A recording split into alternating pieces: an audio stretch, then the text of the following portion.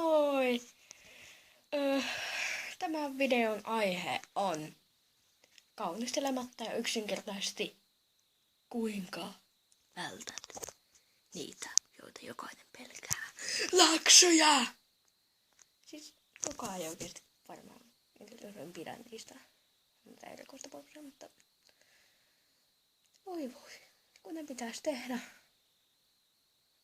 On niitäkin tapauksia, jotka niitä eivät koskaan tee. Siis tapa 1.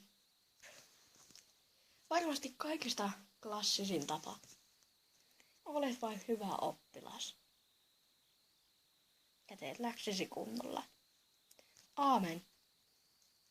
Tapa 2. Lahjot opettajan rahalla.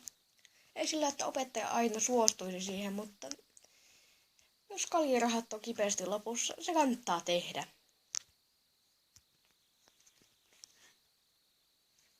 Olen tehnyt näin.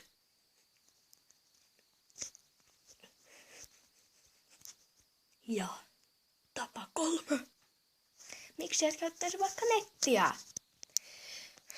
Laskin löytyy kaikkialta. Google-kääntäjä on nyt hyvä, mutta ei aina kerro oikeita vastauksia. Pyydä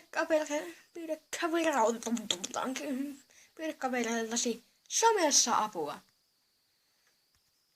Kysy yleisesti. Rehellisesti sanottuna. Tiedän, ettei yhtäkään kannata toteuttaa. Paitsi tuo 1.